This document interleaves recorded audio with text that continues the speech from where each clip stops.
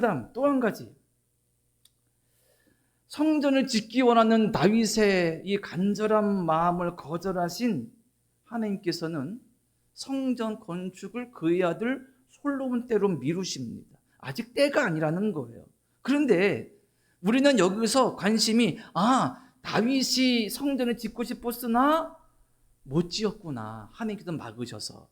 그래서 하나님께서 솔로몬에게 짓게 하셨구나. 다윗은 성전 지을 준비를 다 해놓고 솔로몬이 지었어. 하나님의 섭리와 뜻이 이랬어. 라는 것에 집중하지만 그것을 뛰어넘는 하나님의 큰 의미와 섭리가 오늘 말씀 가운데 있다는 거예요. 그것이 무엇이냐면 하나님은 이 다윗의 이 마음을 통하여서 한 가지 약속을 나단을 통해 주시는 겁니다. 그러시면서 하신 말씀이 내가 너의 가문과 그리고 눈에 보이는 성막이나 성전을 뛰어넘어 진정한 나라와 그리고 진정한 성전의 의미를 너에게 약속하고 보여줄 것이야. 이렇게 말씀하시고 있는 거예요. 그 내용이 오늘 8절로 17절까지 있습니다. 그 중에 12절과 13절은 먼저 읽겠습니다. 자, 본문 12절, 13절입니다.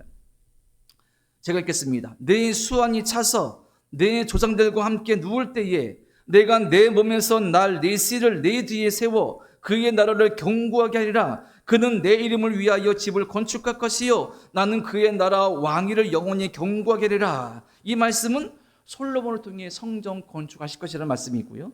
16절 말씀 보시기 바랍니다. 이렇게 말씀합니다. 내 집과 내 나라가 내 앞에서 영원히 보존되고 내 왕위가 영원히 견고하리라 하셨다 하라. 아멘. 자, 이 말씀은 다윗에게 말씀하시는 겁니다. 다윗아, 내가 약속한다. 내 집과 내 나라가 내 앞에서 영원할 것이다. 네 왕권이 영원할 것이다. 이렇게 약속하시는 거예요.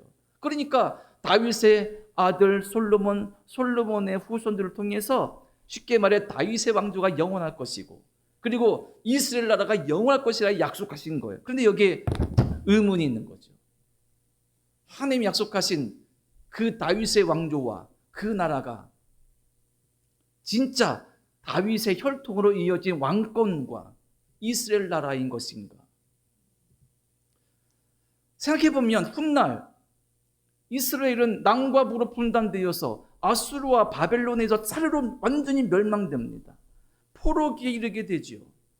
포로기가 끝난 다음에 다시 왕정이 시작되나 로마 제국에서 완전히 멸망되어서 주후 70년경에 이스라엘은 완전히 멸망되어 모든 유대인들이 흩어지게 되어버립니다. 그런 역사적인 사실을 본다면 이 하나님의 약속은 이루어지지가 않은 거예요. 도대체 무슨 말씀이시냐? 어떤 약속이시냐? 사무엘상 7장은 하나님의 구원의 역사, 짧게 말해서 구속사에 있어서 아주 중요한 위치에 있습니다. 이 구속사는 무엇이냐? 하나님이 세상을 얼마나 사랑하시는지, 하나님이 우리를 얼마나 사랑하시는지, 그래서 죄를 지어서 하나님을 떠나버린 이 세상과 우리 모두를 어떻게 구원하시고 어떻게 회복시키시고 어떻게 살리시려 하시는지 그 계획이 우리는 구속사라 부르는 거예요. 이 구속사에 아주 중요한 의미를 담고 있는 것이 오늘 우리가 읽은 이 긴 말씀인 것입니다. 중간에 너무 길어서 조금 끊으려 했지만 이 끊을 수가 없었어요. 그래서 우리 집사님 읽으실 때도 숨이 좀 헐떡였죠. 너무 길어서. 이 약속의 아주 중요한 의미는 무엇일까요? 다윗의 혈통을 넘어, 인간적 육신의 혈통을 넘어, 누가 왕이 되는을 넘어, 그리고 민족적 이스라엘을 넘어 하나님께서 진정한 왕을 세우실 것이고 영원한 하나님 나라를 이루실 것이라고 하나님이 약속 가지고 계신 겁니다. 그것이 어떻게 성취되느냐? 신약 성경의 첫 번째 성경이 마태복음이죠. 마태복음 1장에 뭐가 기록되어 있습니까? 예수님의 육신의 족보가 쭉 기록되어 있습니다. 마태복음 1장 1절 첫 절 어떻게 되어 있습니까? 아브라함과 다윗의 자손 예수 그리스도의 계보라. 이렇게 시작돼요. 아브라함과 다윗의 자손 예수 그리스도의 계보라. 하나님께서 명확하게 알 수는 없지만 아브라함을 택하셨죠. 믿음의 조상으로 세우셨습니다. 한낱 목동에 불과했던 다윗을 보고 다윗을 택하였습니다. 그래서 이스라엘 민족과 이스라엘 나라를 세우신 것이고 왕권을 세우신 거예요. 그런데 신약 첫 절에 보니까 예수님이 아브라함과 다윗의 자손이라. 다윗의 자손이라. 예수님은 육신으로 다윗의 자손으로 오셨습니다. 무슨 혈통입니까? 왕의 혈통이죠.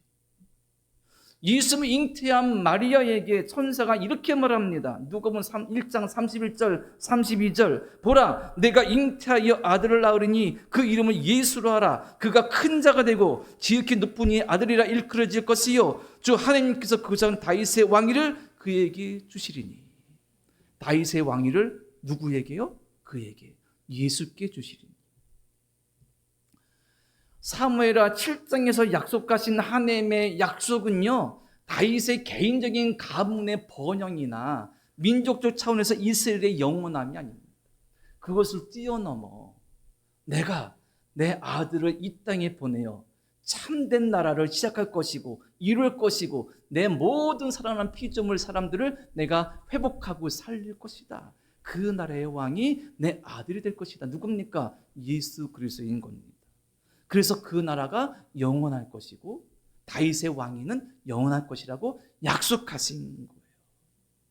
그리고 무엇으로 이 약속을 시작하셨고 성취하셨고 완성하실 것입니까? 예수님의 십자가와 부활로 다시 오심으로 시작하시고 완성하시고 성취하실 거예요. 요한복음 2장에 보면 이런 말씀이 있어요. 예수께서 그 장사치가 난무하는 성전을 깨끗하게 막 하신 다음에 말이 깨끗하게 했지 사람도 보면 막 난동을 부리셨죠. 막 장사하는 사람 쫓아내시고. 그런데 그걸 보고 유대인들이 당신이 정말 위대한 사람이라면 표적을 보여주어. 예수께서 내가 무슨 표적 보여줄까? 눈에 보이는 성전을 보시고 이 성전을 헐라. 내가 3일 만에 다시 세우리라. 이렇게 이라. 사람들이 놀래서 아니 46년 동안이나 지은 건물인데 당신이 3일 만에 지은다고? 말이 되냐? 이렇게 막 욕하고 비난과 비웃죠. 그런데 그 다음 성경에 뭐라 말씀하십니까? 이는 성전 대신 자기 육체를 가리켜 하십니다. 예수님이 뭡니까? 예수님이 성전 그 자체예요. 성전은 왜 있습니까? 하나님이 우리를 만나시고 우리와 함께 하시려고 이 땅에 오신 수많은 장소 가운데 한 곳으로 택하신 곳이에요. 그러니까 성전 그 자체로 거룩한 것이 아니라 하나님이 우리와 함께 하시기에 그 성전이 거룩한 것인 거예요. 그러므로 다윗이 지었든 솔로몬이 지었든 헤롯이 지었든 또 백향목으로 지었든 어떤 값진 자재로 지었든 예수 그리스도 안에서 하나님이 우리와 함께 하시는 것을 증거하는 것이 성전의 가장 중요한 본질이고 의미라는 사실인 것입니다. 그러니 너의 왕조가 이스라엘 나라가 영원할 것이야. 이 말씀은 내가 내 아들 예수를 통해서 이 세상을 구원할 터인데 너희가 내 나라에서 영원히 살게 될 것이야. 내가 너희와 함께 할 것이야. 이것에 대한 약속이 바로 사무엘하 7장에 있는 것입니다. 놀랍지 않습니까?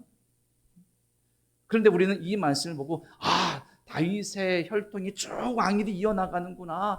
솔로몬이 아버지의 그 과업을 이어서 성전을 지었구나. 여기까지만 보고 있는 거예요. 하나님은 크신 분입니다. 하나님은 놀라우신 분입니다.